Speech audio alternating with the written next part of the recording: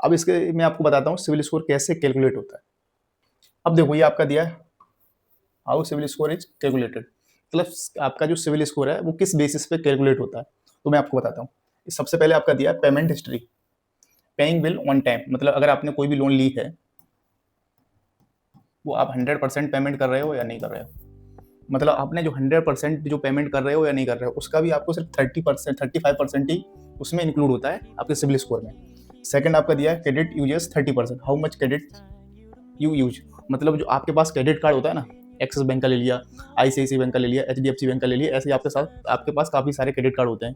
तो काफ़ी लोग क्या करते हैं, इसका पेमेंट वहाँ से लिया, उसका पेमेंट वहाँ से किया, उसका पेमेंट वहाँ से किया, तो क्रेडिट को घुमाते रहते हैं, तो इससे भी अपने सिविल स्कोर में इफेक्ट पड़ता है। तो इसमें बोला गया कि अपने अगर क्रेडिट कार्ड का है तो उसका जो यूजेस होना चाहिए ना वो भी 30% होना चाहिए। ऐसा नहीं है मेरे पास 1 लाख रुपए की लिमिट आई, मैंने 90,000 उसको उड़ा दी है, तो उससे भी बैंक को पता चल जाता है कि इस बंदे के पास फाइनेंशियल वीक है, जिसके कारण ये पूरा पूरा यूज कर रहा है 90% 90%। तो मेरा सजेशन आपसे यही रहेगा कि हमेशा क्रेडिट कार्ड जो यूज करो 30% से ऊपर यूज नहीं होना चाहिए। 1 लाख किलोमीटर है तो 30 से 35,000 तक इनफ है। थर्ड थर्ड आपका बनता है क्रेडिट हिस्ट्री। क्रेडिट हिस्ट्री मतलब आपका होता है कि आपने अगर कोई लोन ली है तो कितने सालों से पेमेंट करते आ रहे हो, मतलब 6 महीने तक आप करोगे, 6 महीने से ऊपर होगा आपका वैलिड गुड माना जाता है कि आप 6 महीने से आप मेंटेन करते आ रहे हो और एक भी पेमेंट मिस नहीं करते आ रहे हो। 6 महीने से ऊपर होगा, 1 साल 2 साल 3 साल, बहुत बढ़िया होगा, तो इसका जो वेटेज है अपना 15% है।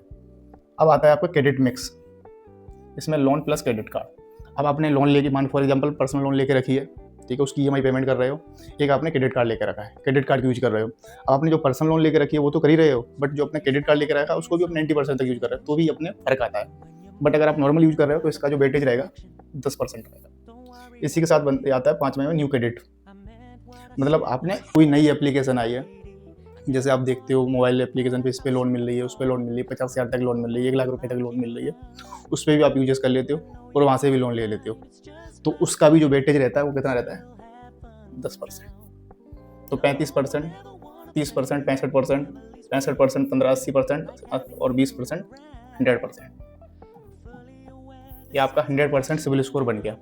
इसके हिसाब से अगर आप यूजेस करते जाओगे तो आपका सिविल स्कोर बनेगा 900। बट यहाँ पे अगर 30% की जगह आपने 80% यूज कर दिया, ठीक है, इसका 15% की जगह आपने ज़्यादा यूज कर लिया, तो यहाँ पे जो इफेक्ट आता है ना, अब यहाँ पे अगर जैसे 900 बना सिविल स्कोर, यहाँ पे अगर यूजेस कर लिया आपने तो वही 750, 740, 850, तो काफ़ी सारे सिविल स्कोर कम ज़्यादा जो होते हैं वो इसी से पता चलता है कि आपका यूटिलाइजेशन कैसा चल रहा है आपका क्रेडिट हिस्ट्री का और क्रेडिट कार्ड का।